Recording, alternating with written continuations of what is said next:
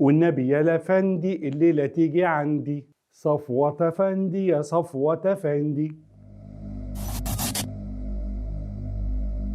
الاثنين اللي تم طبعا مذيعتين عارفين ان تم احالتهم للتحقيق من قبل نقابه الاعلاميين او الشركه المتحده للاعلام، اسف نقابه الاعلاميين، يعني لان في تجاوزات في ادائهم وفقا لمعتقداتهم نقابه الاعلاميين. طبعا انا هنا لا اعلق على نقابه الاعلاميين لانها او الشركه المتحده، لان الجهتين جهتين تبع الدوله ونحترمهم ولهم كل الاحترام والتقدير، لكن انا بتكلم على يعني النفسانه الغريبه من يعني معشر الجنس الناعم في مصر تجاه المذيعتين دول بالتحديد. ولا ارى النفسانه دي ضد مذيعات يعني حرفيا يوميا يمكن في كل ساعه بيتنمروا ضد الرجال وبيهزئوا بالرجال في مصر. خلينا نتكلم الاول على ياسمين عز.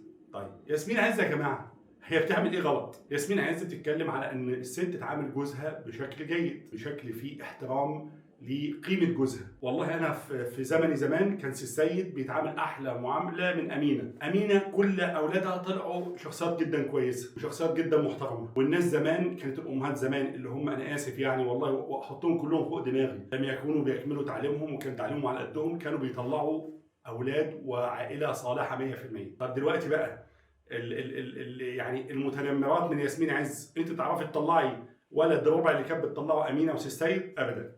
تعرفي تتكلمي بس وتستهزئي بالرجاله وتغلطي في الرجاله وتقل ادبك على الرجاله، لكن وتسخري من ياسمين عز. مالها عملت ايه ياسمين عز؟ ياسمين عز بتدعو مره ثانيه ان الست تكبر جوزها، الست توقر جوزها، ان الست تحط جوزها فوق راسها، وده المفروض والصح. ورسول الله قال لك لو امرت ان يسجد احد لاحد امرت الزوجه انها تسجد لجوزها. فيعني ايه المشكله يعني؟ ايه المشكله في اللي بتقوله ياسمين عز؟ ولا هو دلوقتي بقت الموضه قله الادب على الرجاله؟ طيب انتوا بتتكلموا على ياسمين عز، ما بتتكلموش ليه على الاخت بلوك الشربيني؟ كلنا عارفين اسمها طبعا، مش هقول اسمها يعني بالكامل عشان انا عارف انها فاضيه وممكن ترفع عننا قضيه، فخلينا نربي العيال احسن ونتكلم عليها كده. الاخت بلوك الشربيني بتدعو ايه؟ بلوك بلوك بلوك بلوك، فرحانه بنفسها. ما هي فعلا لازم تدي بلوك 5 مرات لانها اتطلقت 5 مرات، فلازم تحط بلوك 5 مرات ورا بعض. واحده اتطلقت 5 مرات فطبيعي انها تقول كلمه البلوك 5 مرات. هي بتقول لكم يا جماعه انا اتطلقت 5 مرات عن طريق البلوك، ما كل بلوك من دول بطلقه. فاحنا مش فاضيين لك يا استاذه بلوك الشربيني، مش فاضيين لك يا استاذه منى الخراقي اللي طلعت على الهوا في قناه مصريه، يعني قناه مصريه لا اسمها، تقول الراجل بيدور على الخرم. انا اسف والله في الكلمه اللي بقولها يعني دي اللي بتنور الاعلام العربي، دي اللي يعني غيرت وجه الاعلام العربي الاستاذه منى الخراقي. طبعا برضه ما بقولش اسمها كامل عشان برضه موضوع القضايا زي ما قلت لكم عايزين نربي العيال يعني. والا بقى الثانيه اللي بتطلع يوميا اللامفيده شيحه، برضه نغير اسمها شويه انتوا هتفهموا اسمها اكيد. اللامفيده شيحه دي فاكره نفسها ربنا مديها خفه الدم، يعني ما حصلتش كل ما تيجي تتريق على الرجاله وتقل ادبها على الرجاله، كان الرجاله دول يعني ما اعرفش عاملين لها ايه؟ قله ادب ومسخره على الرجاله كل يوم في برنامجها واستهزاء بالرجاله. هي دي بقى اللي بتنير وجه الاعلام العربي. ده كانت عامله برنامج فاشل في التلفزيون المصري زمان، والله ما فاكر اسمه ايه، كان برنامج كده بتجيب اغاني هي ومذيع كده من بتوع اللي دخلوا مسبيبه بالواسطه، كان معروف كان ابن المذيعه فريال صالح من اللي هم دخلوا التلفزيون المصري بالواسطه، وما اكثر اللي بيدخلوا التلفزيون المصري بالواسطه كانت بتعمل معاه برنامج زمان فاشل زيها كده. فالاخت اللامفيده دي والنبي يعني ريحينا منك شويه، ريحونا من بلوك الشربيني شويه، ريحونا من منى الخراقي شويه، لكن ياسمين عز تقيله على قلبكم مزعلاكم قوي. يا ياسمين عز دي بتقول نبل، بتقول كلام وحش قوي. يا سلام، اصل عيب ان الست تحترم جوزها. احترموا انتوا جوزكم الاول. شوفوا حالات الطلاق وحالات الخلع الكتيره اللي بقت في البلد. ده انا هتصدقوا بالله انا عايز ارجع زمني تاني، انا قرفت من الزمن بتاعكم ده. يعني ايه السيدات المتنمرات ضد الرجاله دول؟ ايه بقى الاستسهال في قله الادب على الرجاله؟ يتعمل مسلسل السنه اللي فاتت في رمضان تعملوا الاخت نيلي حريم ديت تقول لك راجل وتقل ادبها على الرجاله والرجاله ما بيصرفوش على الستات ولازم نغير قانون الاحوال الشخصيه عشان الستات. الله يرضى عليكي بس خليكي انت في نفسك، انت اتجوزتي اكتر ما سبحتي شعرك، الله يرضى عليك يعني خليك انت في مكانك والنبي، خليك انت في مكانك، ارحمينا بقى ارحمينا والنبي. كلمتي الاخيره ياسمين عز مذيعه محترمه عمرنا ما شفنا منها حاجه قله ادب او حاجه غلط، بتدعو لحاجه يا ريت ترجع تاني في المجتمع، وان الست تحط الراجل فوق جوزها. حاولوا افهموا يا ايها الفاشلات في المجتمع المصري من السيدات اللي كل فكركم ازاي تخلعي جوزك وازاي تقرفي جوزك.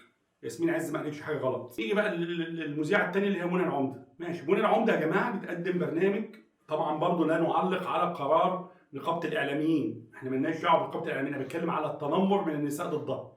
نقابه الاعلاميين نحترمها، والشركه المتحده للاعلام نحترمهم كل الاحترام، دي جهات وطنيه لها كل الاحترام مننا، لكن بتكلم على التنمر الغريب من السيدات. منى العمده مذيعه، يعني انا قابلتها مره شخصيا، بنت محترمه، هي خريج كليه صيدله، كانت اعتقد بتدرس في الجامعه، بنت ناس جدا محترمه جدا، كونها بتتكلم بصوت رقيق، فهي مش بتقدم يا جماعه برنامج قل ولا تقل، دي بتقدم برنامج عن العقارات، مش محتاج انها تكون جاهبه في اللغه العربيه، يعني ما حدش قال لها مثلا والنبي روحي خدي درسين نحو عند الاستاذ احمد نحو، ولا هي محتاجه يعني تدرس النحو من تاني. ايه المشكله انها غلطت في كلمه؟ ايه المشكله ان كلامها رقيق يا ستي؟ ايه اللي مزعلك بس؟ وللاسف يتنمر بيها اكتر اللي بيتنمروا بيها ايه؟ مذيعات في يعني اكبر جهه دمرت الاعلام المصري اللي هي ماسبيرو. اغلب المذيعات بتوع التلفزيون المصري قاعدين يتنمروا بيها، وازاي تتكلم كده، وبتتكلم مش عارف من مناخيرها، وبتتكلم من عينيها، وبتسبل بعينيها. يا ست الكل، احنا نص التلفزيون المصري معروف انه يشتغل بالواسطه. انا اعرف ناس اقسم بالله، كان في مذيعه مصريه قديمه والله العظيم قدامي مره بتتكلم بتقول انا من يعني بتفتخر بنفوذها، انا اسف والله انا بقول لك نفس الكلمه ما قالتها، ان انا شغلت ابن الخدامه معانا في التلفزيون، بتفتخر كده والله، مذيعه لها اسم كبير كمان يعني. فالمذيعات بتوع ماسبيرو دول يعني انتوا ثلاث ارباعكم شغالين بالواسطه، بتتريقوا على منى العمده ليه؟ عملت ايه منى العمده؟